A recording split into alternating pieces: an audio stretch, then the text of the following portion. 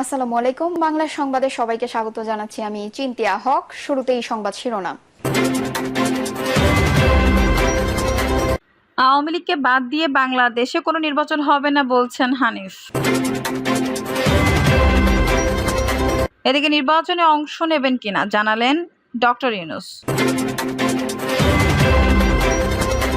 জানাবো আওয়ামী লীগের প্রেতাত্মারা আবারও ষড়যন্ত্র শুরু করেছে বলছেন ফারুক।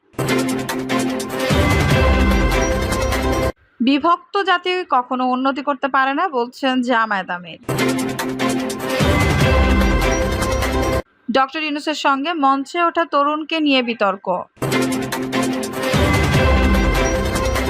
এবং সর্বশেষ জানাবো আমাদের নিয়ে যৌক্তিক সমালোচনা করলে স্বাগত বলছেন শিবির সেক্রেটারি। দর্শক শুনছিলেন সংবাদ শিরোনাম, এখন বিস্তারিত। আওয়ামী লীগকে বাদ দিয়ে বাংলাদেশে কোনো নির্বাচন হবে না বলছেন হানিফ। আওয়ামী লীগকে বাদ দিয়ে বাংলাদেশে কোনো নির্বাচন হবে না বলে মন্তব্য করেছেন আওয়ামী লীগের যুগ্ম সাধারণ সম্পাদক মাহবুবুল আলম হানিফ।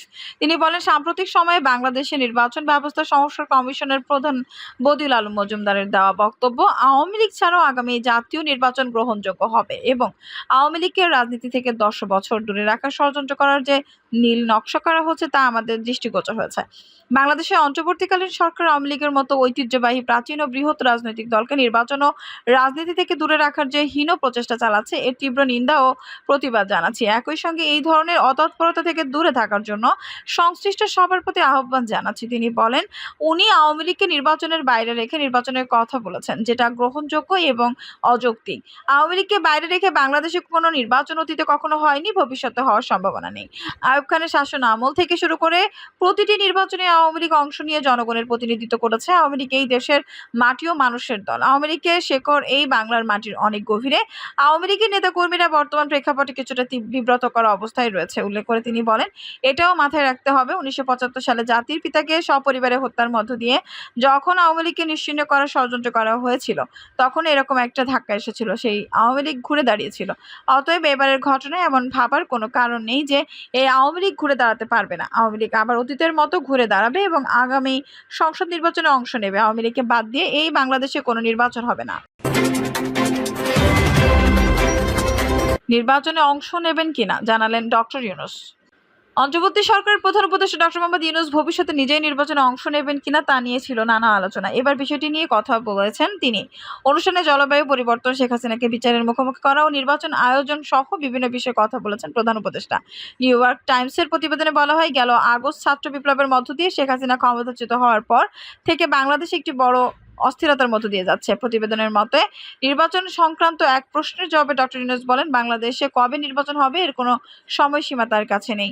যেসব কমিশন গঠন করা হয়েছে তারা আগামী মাসে তাদের সংস্কার সুপারিশ দেবেন বলে আশা করা হচ্ছে। তারপরই বাংলাদেশ নির্বাচনের জন্য একটি তারিখ নির্ধারণ করবে।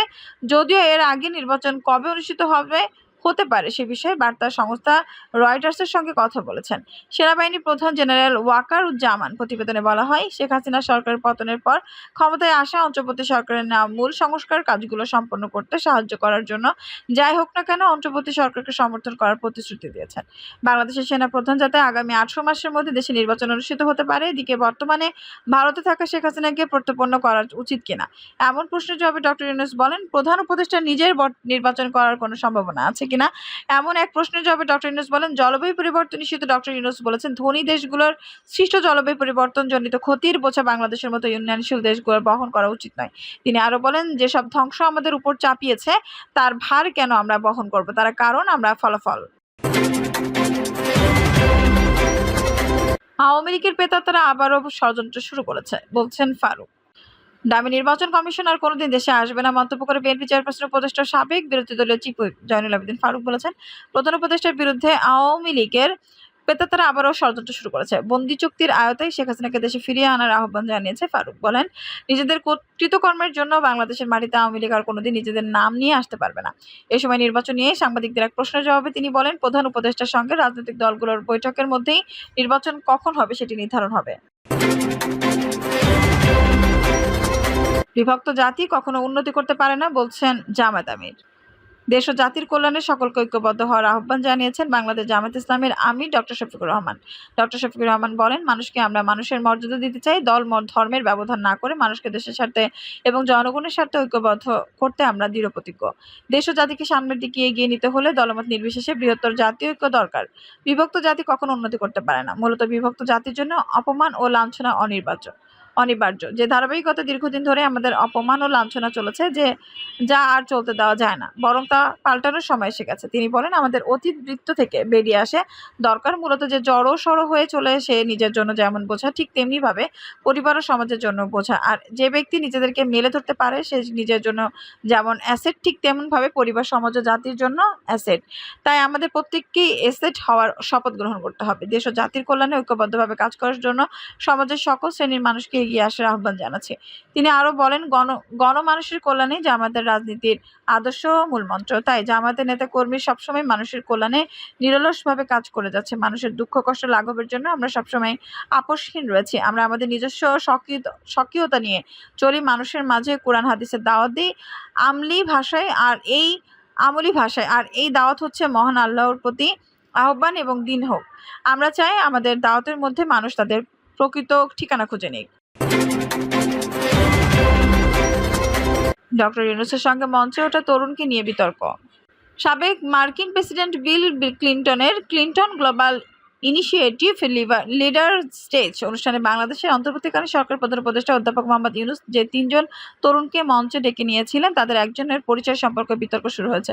ওই ব্যক্তি সবার অপরিচিত এবং গণ আন্দোলনের অংশ ছিলেন না, এমন অভিযোগে সামাজিক মাধ্যমে সমালোচনা চলছে। নিউ ইয়র্কে ওই অনুষ্ঠানে অধ্যাপক ইউনূস বাংলাদেশের সাম্প্রতিক গণ আন্দোলনে ছাত্র জনতার ভূমিকা নিয়ে আলাপের এক পর্যায়ে 3 জন তরুণকে মঞ্চে ডেকে তাদেরকে গণ আন্দোলনের ভূমিকা পালনকারী হিসেবে সবার সাথে পরিচয় করিয়ে দেন। মঞ্চে যাদের ডাকা হয়েছিল তাদের মধ্যে ছিলেন প্রধান উপদেষ্টা বিশেষ সহকারী মাহফুজ আলম, ব্র্যাক বিশ্ববিদ্যালয়ের শিক্ষার্থী আয়েশা সিদ্দিকী তিথি এবং তৃতীয় তরুণ। বিবিসি বাংলার একটি প্রতিবেদনে বলা হয়েছে, সামাজিক যোগাযোগ মাধ্যমে বিভিন্ন পোস্টে জানা যাচ্ছে ওই তরুণের নাম জাহিন রোহান রাজেজ।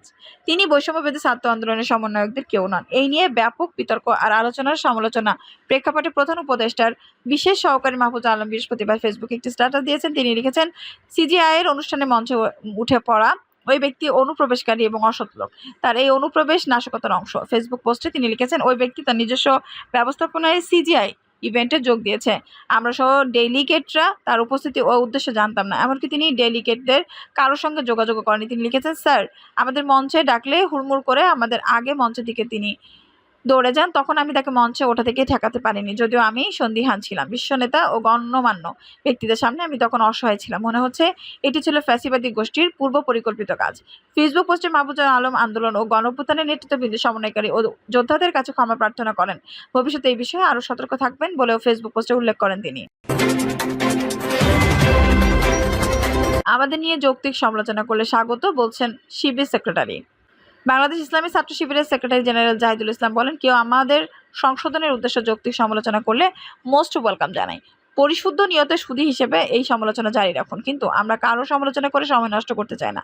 স্ট্যাটাসে তিনি উল্লেখ করেন, আমাদের হাতে অনেক কাজ। শহীদ ও আহতদের রক্তের উপর দাঁড়িয়ে খুব ভার অনুভব হয়। এই রক্তের কাছে আমাদের অনেক দায়। জীবনের মায়া ভুলে আন্দোলনে অংশ নেওয়া গাজীদের কাছে আমাদের দায় অনেক। কিন্তু তিনি বলেন, এখন শহীদদের পরিবারের চোখে রাখে সান্ত্বনা দেওয়ার মতো ভাষা খুঁজে পাই না, নিস্তব্ধ হয়ে যায়।